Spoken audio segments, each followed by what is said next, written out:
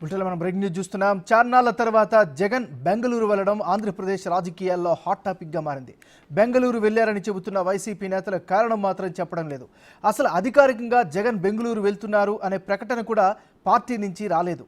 ఆయన ఎందుకు వెళ్లారు, ఎప్పుడు తిరిగి వస్తారు, ఆయన వెంట ఎవరున్నారు అనే విషయాలను వైసీపీ బయటపెట్టలేదు.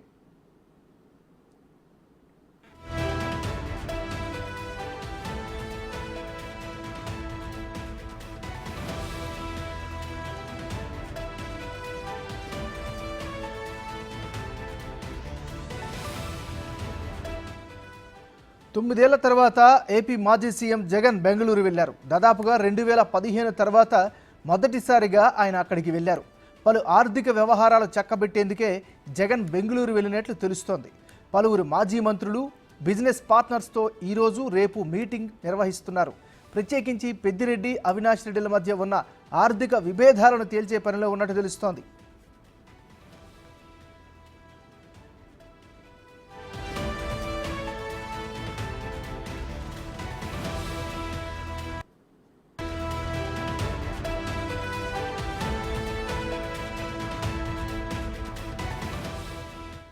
పులివెందులలో జగన్ 3 రోజుల పాటు పర్యటించారు. ఆ టూర్ తర్వాత జగన్ కూడా మీడియా సమావేశం నిర్వహించలేదు.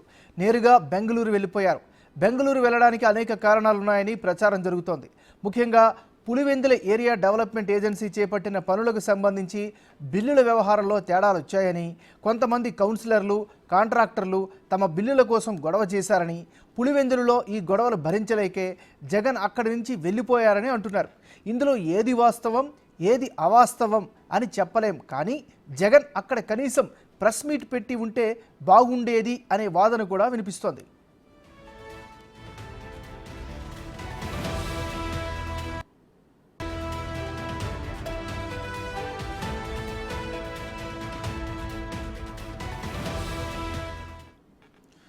బుల్టెన్లో మనం బ్రేకింగ్ న్యూస్ చూస్తున్నాం. చార్నాళ్ల తర్వాత జగన్ బెంగళూరు వెళ్లడం ఆంధ్రప్రదేశ్ రాజకీయాల్లో హాట్ టాపిక్గా మారింది.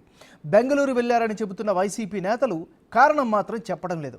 అసలు అధికారికంగా జగన్ బెంగళూరు వెళ్తున్నారు అనే ప్రకటన కూడా పార్టీ నుంచి వెలువడలేదు. ఆయన ఎందుకు వెళ్లారు, ఎప్పుడు తిరిగి వస్తారు, ఆయన వెంట ఎవరున్నారు అనే విషయాలను కూడా వైసీపీ బయట పెట్టడం లేదు. ఇక ఇదే అంశానికి సంబంధించి మరింత తాజా సమాచారాన్ని మా రిపోర్టర్ శివ లైవ్లో అందిస్తారు. శివ, చెప్పండి. మొత్తం చూసుకుంటే మాజీ ముఖ్యమంత్రి, వైఎస్ఆర్సీపీ నేత, పులివెందుల ఎమ్మెల్యే జగన్మోహన్ రెడ్డి అకస్మాత్తుగా బెంగళూరు పర్యటన ప్రస్తుతం ఆంధ్రప్రదేశ్ రాజకీయాల్లో పెను సంచలనానికి దారితీసింది. అసలు ఆయన బెంగళూరు ఎందుకు వెళ్ళాడు అనే దానికి సంబంధించి ఇటు ఏపీ ప్రజలకు కానీ, అటు వైఎస్ఆర్సీపీ కార్యకర్తలు కానీ, వైఎస్ఆర్సీపీ నేతలకు కానీ తెలియని పరిస్థితి కనిపిస్తోంది. ముఖ్యంగా ప్రస్తుతం జగన్మోహన్ రెడ్డి బెంగళూరులో 2 నుంచి 3 రోజుల పాటు ఉండే అవకాశం కనిపిస్తూ ఉందని చెప్పి కూడా ప్రచారం జరుగుతోంది. అయితే 3 రకాల కారణాలతో జగన్ బెంగళూరు వెళ్ళారని చెప్పి ప్రచారాలు జరుగుతున్నాయి. ఏది వాస్తవం, ఏది అవాస్తవం అనేది మాత్రం క్లారిటీ లేదు. ఒకటి, ఏదైతే వైఎస్ఆర్సీపీకి సంబంధించిన నేతలు వందల కోట్ల రూపాయలకు సంబంధించి రాష్ట్ర వ్యాప్తంగా పనులు చేశారు. వాటికి బిల్లులకు సంబంధించి జాప్యం జరిగింది. బిల్లులు కూడా వచ్చే పరిస్థితి లేదు.